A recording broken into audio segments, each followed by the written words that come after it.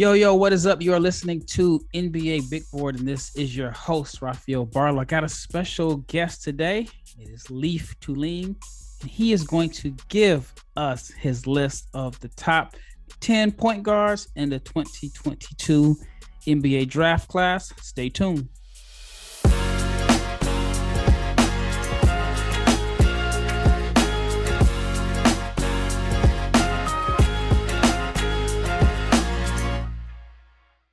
All right, this is Rafael. I keep wanting to say Locked On NBA Draft. I'm going to get it right. NBA Big Board. But before I get into the show, I want to thank each and every person for making NBA Big Board your first listen of the day. And on Mondays, it can be your first listen of the week. Shout out to everybody that has made just overall supported. We've been going for it. Well, we were at a year on Locked On NBA Draft. Now we've kind of made the transition to NBA Big Board, taking over Chad's feed. So thank you for each and every person that has started your day listening to us while we talk about the draft. But today we're going to talk about the top 10 point guards. And forgive me if I sound a little bit tired. I just literally landed. I flew in from...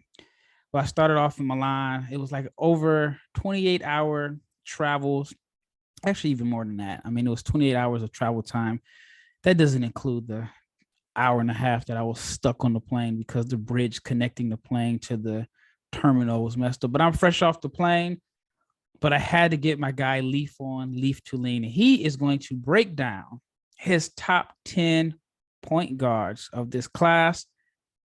Leif, what is going on and how is life in Salt Lake City right now? I know you got a big game coming up this weekend. Are Jazz fans excited or nervous because you may have to play the Mavs without Luka, which kind of puts a little bit more pressure on Utah? What's the atmosphere right now?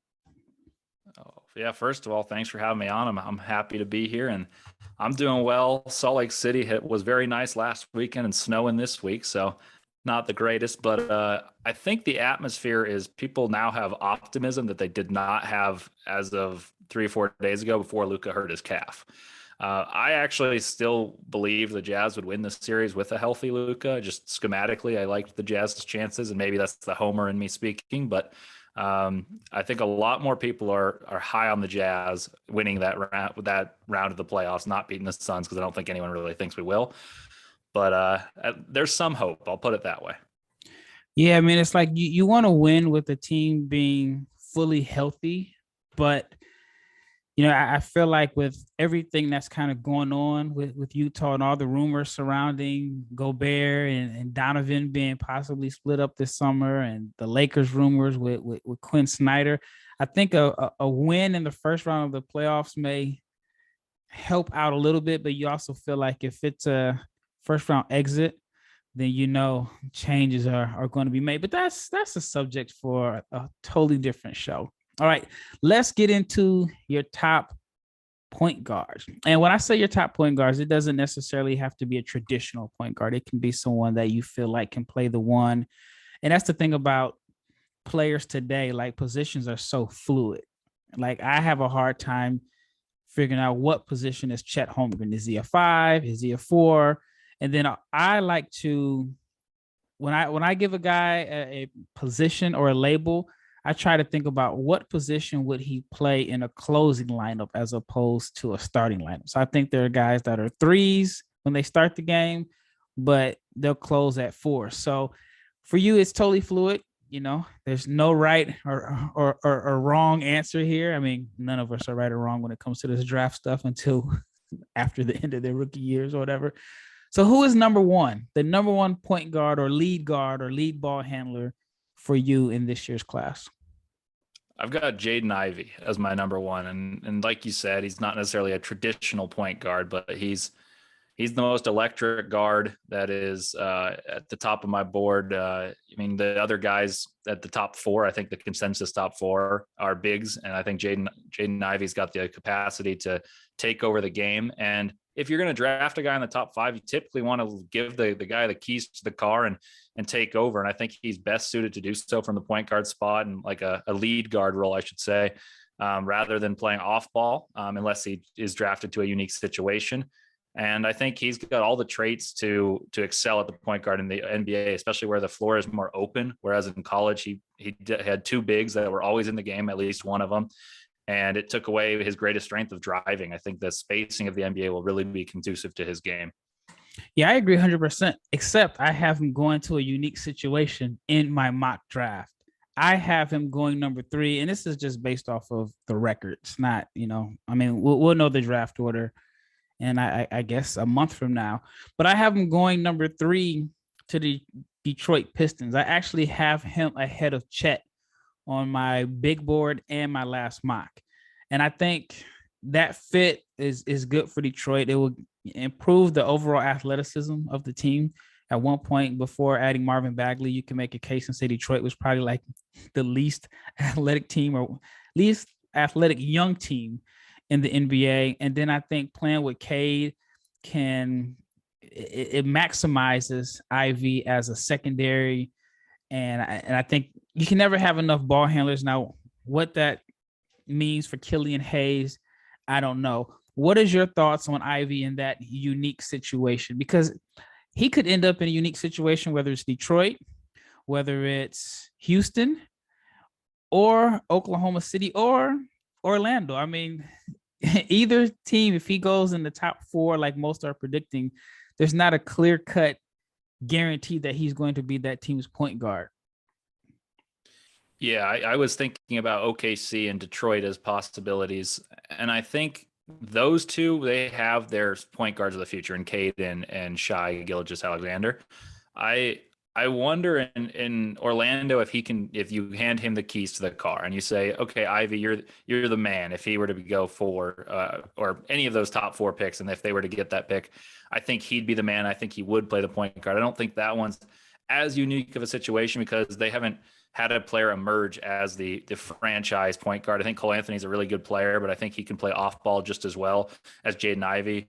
And I think Markelle Fultz is there, Jalen Suggs is there, but I think he's got just as good a chance to take the reins.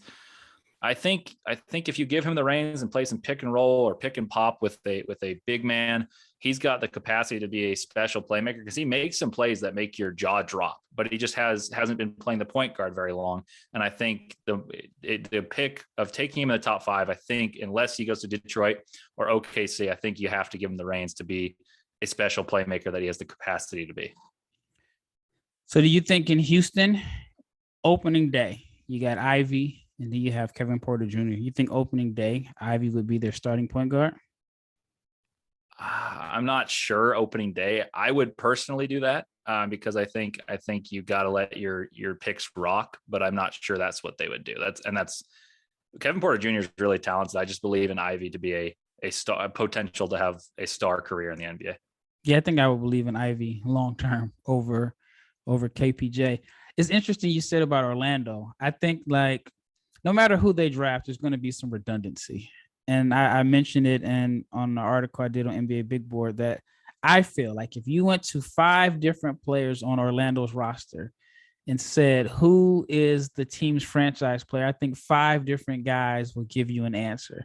I don't think that they have a defined pecking order. Fultz just got the big deal, but I mean, 50 million is a big deal to me, but it's not, I guess, significant enough where it's like a max deal where okay, they're going to give him the most opportunities to succeed. But you just drafted Suggs. I think Cole Anthony led the team in scoring. Adding Ivy to the mix is going to be really weird. It puts them in a weird situation. I think that they need to consolidate anyway. But yeah, it's interesting that if you think that he is a point guard, he could end up in 4 different situations where there's a young player that the team is already developing. Because I even think in Oklahoma City, you got Giddy might actually be their primary ball handler, and they may play Gilgeous-Alexander off the ball. So it's going to be interesting for Ivy. All right, when we return, we'll talk about the number point guard on your list because I'm really curious to hear who this is. But I want to talk to the audience about BetOnline. And BetOnline.net is your number 1 source for all of your betting stats and sports info. You can find all of the latest sports developments, league reviews, and news, including this year's playoffs, which start this weekend. Well, actually, the play-in games have already started, but you can get the basketball playoffs and the beginning of the Major League Baseball season. BetOnline is your continued source for all of your sporting wagering information, from live betting to playoffs to esports and more. Head to the website today or use your mobile device to learn more about the trends in action. And that is because BetOnline is where the game starts. Shout out to each and every person that has made Locked On NBA Draft and now NBA Big Board your first listen of the day. But now I would suggest you check out the Locked On Now podcast. The Locked On Now podcast gives you nightly recaps of every NBA game with analysis from our local experts. It is free and it is available wherever you get your podcasts. Once again, this is Rafael from NBA Big Board and NBA Draft Junkies. I still run that site with Leif Thulin. All right, Leif, who is number 2? And I think this is where it kind of gets tricky in a sense, because from 2 through 8 is probably, if you ask 10 different people to rank their guard, it can be all over the place. So who is the second ranked point guard on your list for this class? I've got Ty Washington from Kentucky. I think he's the most polished pick and roll ball handler in this class. He gets to his spot. His shooting numbers could improve, but he shot very, very well from the mid-range, got to his spots, has a great float game. And I know he played with a great big in college basketball in Oscar Tshiebwe, but I think Oscar Tshiebwe greatly benefited from Ty Washington just as much as Ty Washington benefited from having a great recipient in Oscar Tshiebwe. And I think his game translates to the pick and roll heavy game of the NBA better than a lot of guards in this ranking that we'll get to games will. You know, I can make a case and say he had 2 of the most impressive individual performances of the season. He had the 17 assist game against Georgia, I believe. And then he had the game against Tennessee where he went 10 of 13 from the floor. And he just was never the same after dealing with the ankle injuries.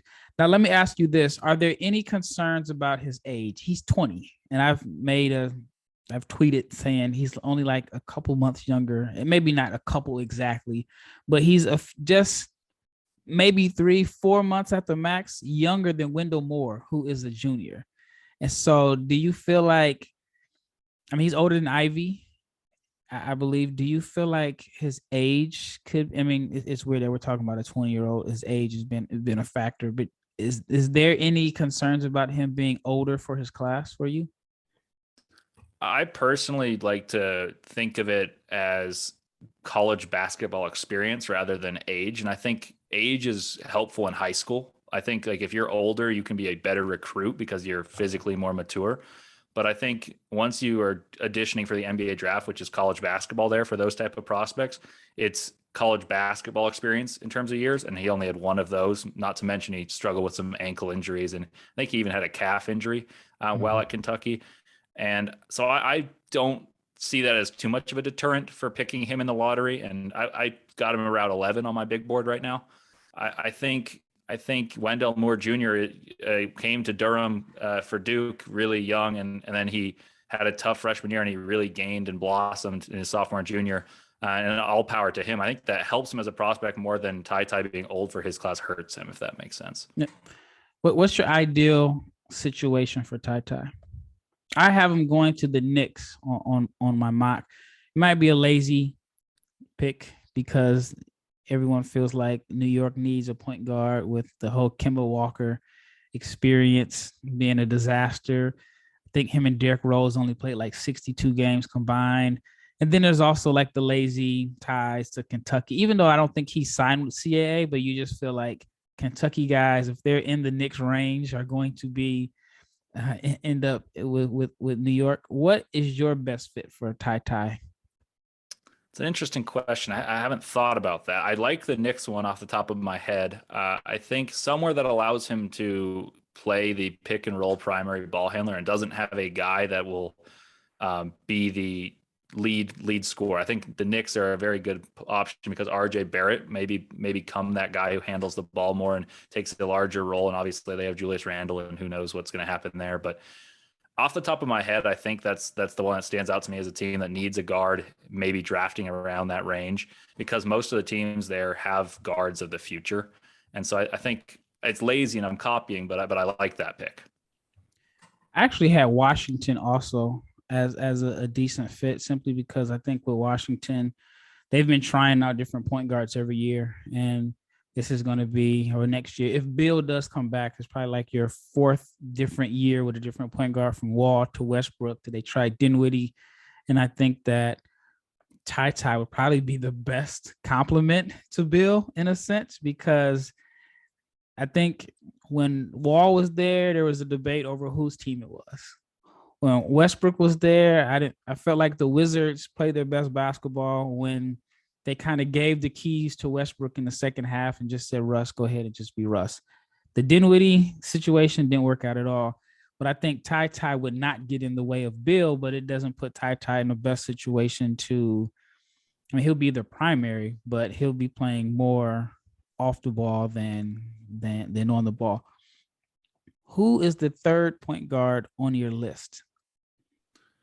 Number 3, and this is a stretch. We talked about the NBA becoming more positionless. I've got Dyson Daniels. I think he's a taller facilitator, and he may not always be running the point necessarily, but in units he can.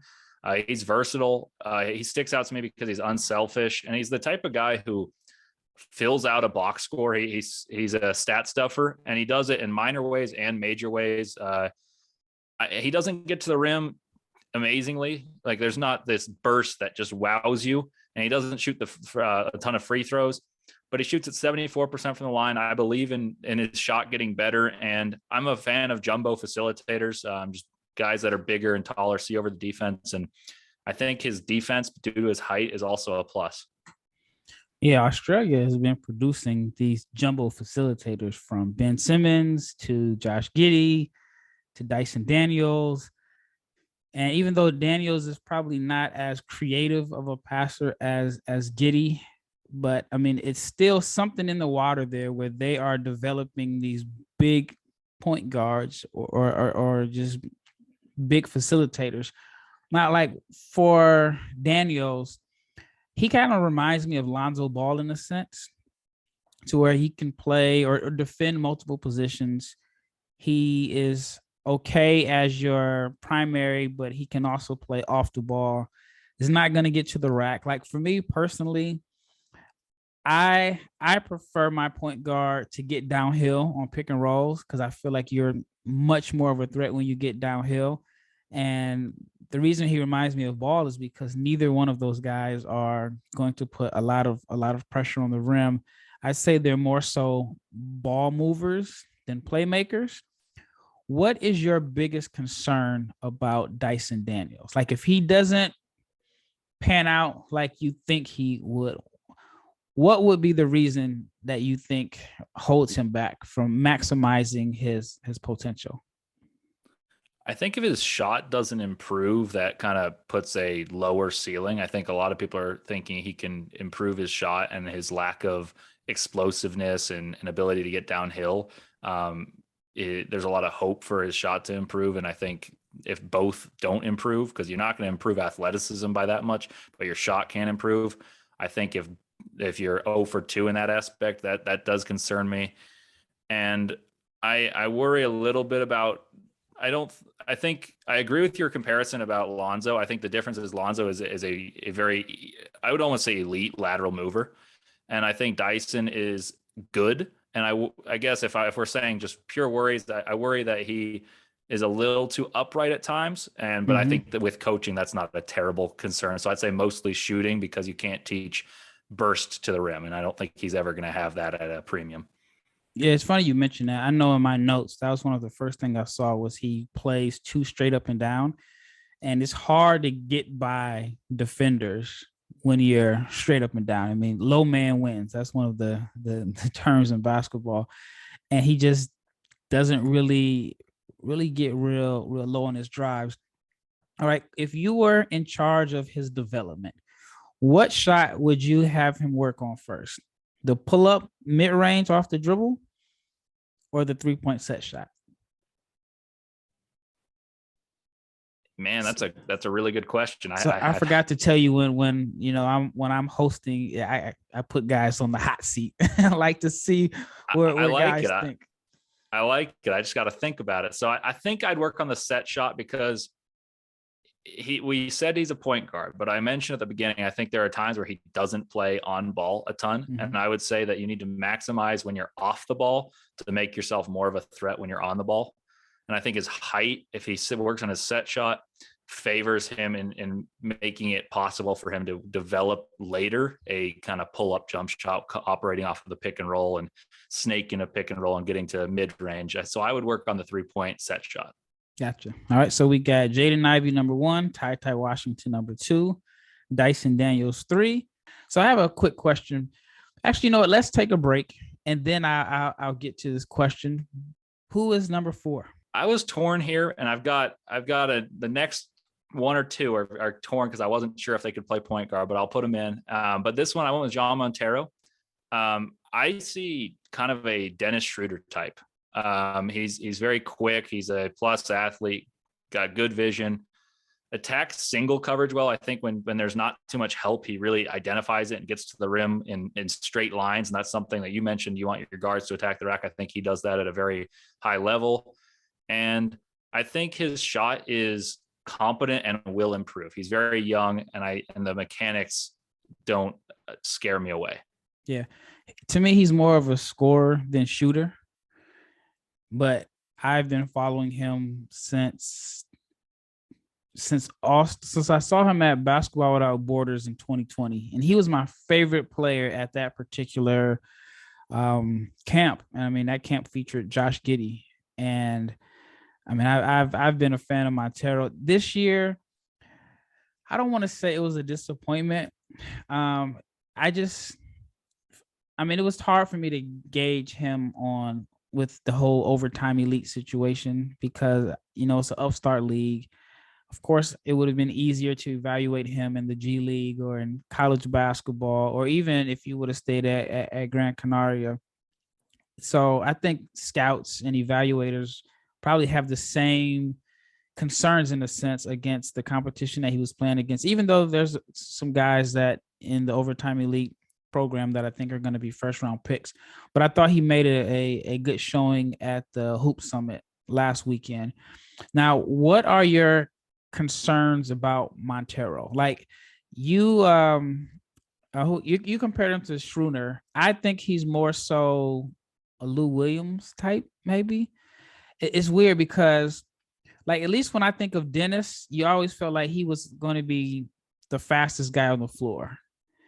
Montero, it's like he doesn't strike you as blazing fast, but I don't really see guys stand in front of him. It's like it's more so of the craftiness, quick first step, but not like explosive. I mean, it's kind of weird that he like I said, guys don't stay in front of him, and he's not going to wow you with like freakish athleticism or, he's not Jaden Ivey by any means, but I mean, he just finds ways to put the ball in the basket. What would be your biggest concern for him? I would say, I mean, I said this earlier for Daniels. I think if his shot doesn't improve, I think people and the athleticism of the NBA catches up. So he doesn't remain a plus athlete. I think in the competition level he's played, like you said, he's not blazing fast, but his first step allows him to get by a lot of players. I think when that advantage is minimized, his shot needs to improve more.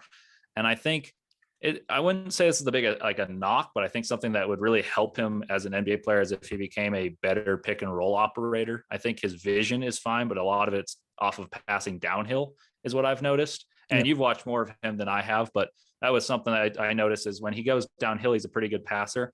Off the pick and roll, there's a few reads that I think he could improve upon. And that's nitpicking, but for him to fully opportunize his NBA stint, I think that's something he could improve upon.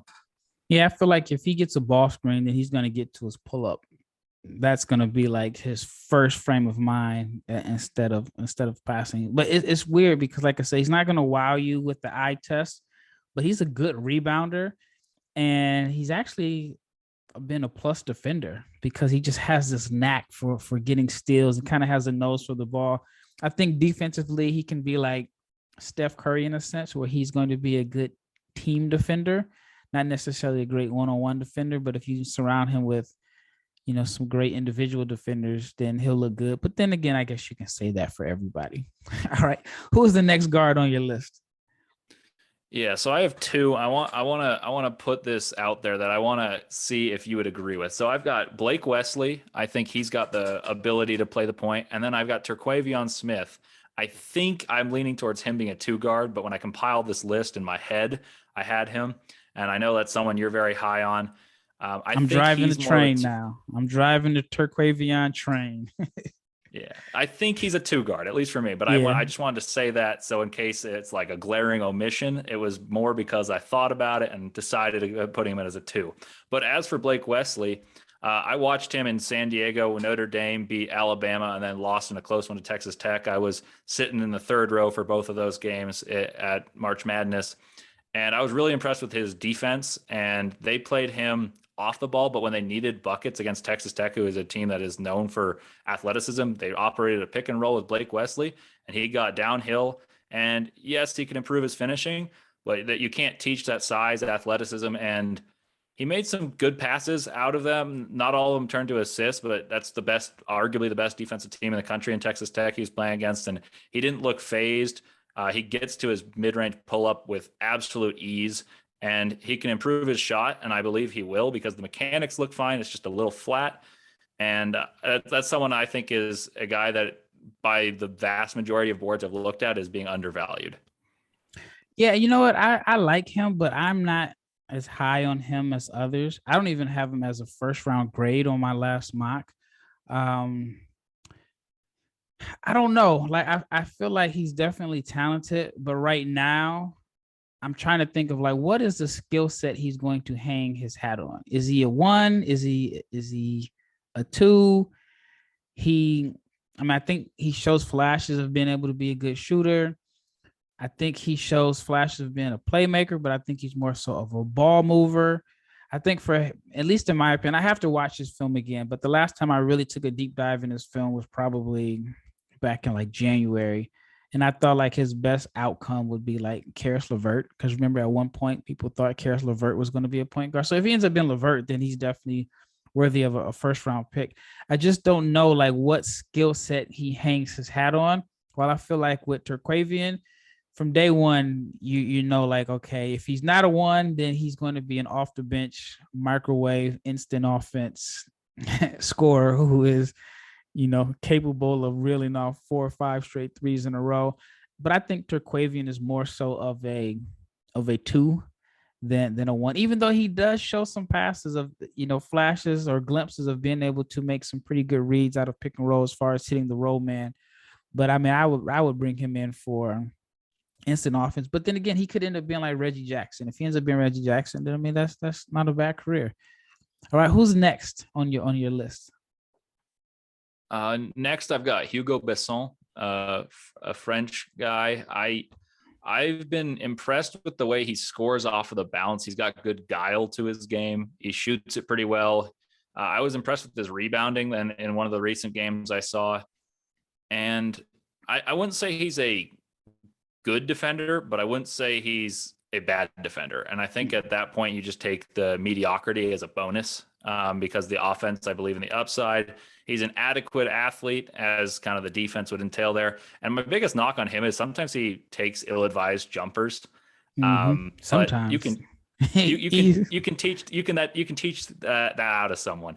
And I had a real quick question about Terquavion Smith. Does Bones Highland work as a comp for you in that one? That's one I thought of the other day when watching him. Yeah, like Bones Highland. It's funny, when I first watched him, he moves like Jaden McDaniels. Like if you shrunk Jaden McDaniels, I feel like he moves just like him. But yeah, I mean, I can see the Bones comparisons, and I mean, I think in a redraft, Bones would end up going a lot higher than where he ended up going. Of course, Denver is a good fit because you're playing with the MVP, and he was in a situation where he was. I mean, he just was in a good situation. But yeah, I mean, Traquavion does kind of remind me of Bones, but I just like these shot makers, these irrational confidence guys, guys who aren't afraid to let it fly. And that's one of the reasons I've always been high on Besson.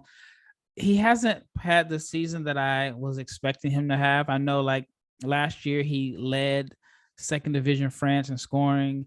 And if I'm not mistaken, he would have led second division in 3-pointers, but he missed some games and he still shot like 36% from three last year, taking a large amount of his shots off the dribble. Most of his threes I felt like were self-created.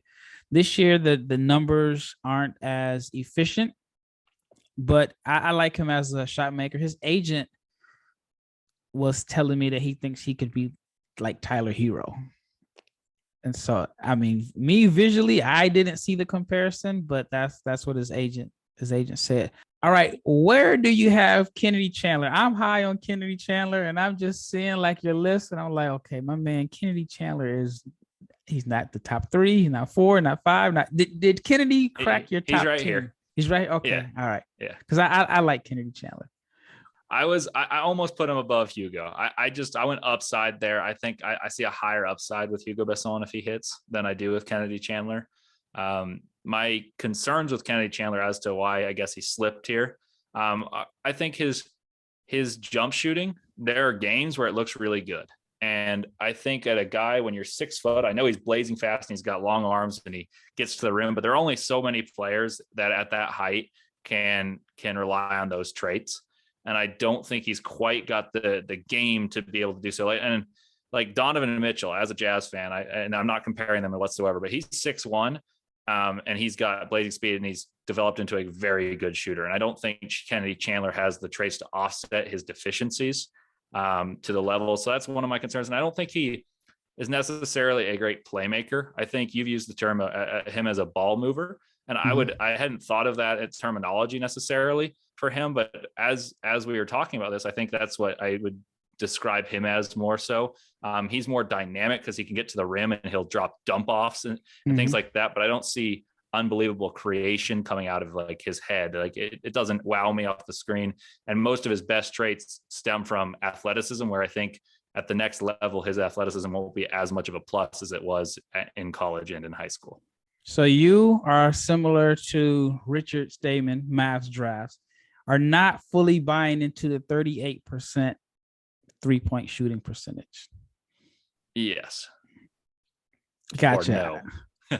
So I am, but then again, it just depends. Like if you feel like free throw shooting is a good indicator of shooting touch, then you have to be really concerned with this free throw shooting. It's only like 60%. And I know for a point guard, that's kind of scary for a guy that you want to have the ball in his hands at the end of games. I mean, I think he's a good passer. I think that I'd say he's just a little bit more like if there was like a grade above ball mover, I would put him there just because I think that with his speed that, I mean, he is able to, get dump offs and driving kicks. I mean, again, I don't want like you brought up Donovan Mitchell. I'm gonna bring up Westbrook. They're not the same type of athlete. I would never say Westbrook has great vision, but he was able to get like 10 assists a game just off of his aggression and driving kicks and dump offs. And I think Kennedy Chandler can probably get 5 or 6 assists per game. I'm actually high on him. I think that he'll look better with NBA spacing. I think that, he did split some ball handling duties at Tennessee. And like I said, I think that he'll be fine. My ideal scenario for him is Houston. I think with Houston, whether it's coming off the bench or starting, I think he can kind of stabilize that offense a little bit more. But yeah, I mean, I'm high on Chandler. I have him as a first round pick. All right, last point guard. I know we didn't get all the way to 10. Who is the last point guard for today on your list? All right, I think I'm going to shock some people with this, but I love Dalen Terry. Okay. Because, so here's my thinking. Everyone watches the NBA that listens to this, or the vast majority do. Herb Jones is bigger and he's a little more physical, but Dalen Terry is 2 years younger and he's a better shooter than Herb in college. And I think he can play a similar role. And I'm not saying, and like I said earlier, they don't always handle ball handling duties, but I think he's a more than capable passer. He's a very, very good defender. I watched every single possession he ran in pick and roll, and he wasn't phenomenal, but I think a lot of it was that NBA spacing wouldn't have two bigs, and he played with two bigs at all times. And I think a lot of his issues are he's very good at going to the rim hard, but when there's a person kind of in his path or the help defender shows up, the baseline pass is to kick out. And Arizona had Ben Mathurin, awesome shooter. But in college, I think in the NBA, that spacing allows him to get to the rim. And I think if Herb Jones can shoot about 37%, which he shot this year for the Pelicans after shooting 7% as a nobody saw that coming. Yes. That is one of the craziest. It's the 100%, but he shot 7% as a junior at Alabama. Yeah. Dalen Terry is not an amazing shooter, but he's better than Herb Jones was in college by a large margin. Great.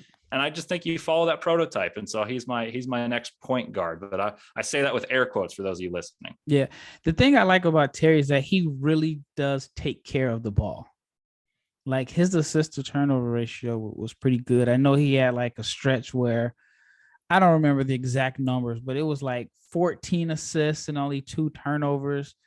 And I think there's always room for big, oversized ball handlers that can make plays, but also take care of the ball. So I see a trend in the guys you like. You like big point guards or big guys that you feel like can initiate the offense as a secondary ball handler, from Wesley to Terry to Dyson Daniels. So I kind of see the preference there in the trend. I mean, we all have them. So, but I just love like getting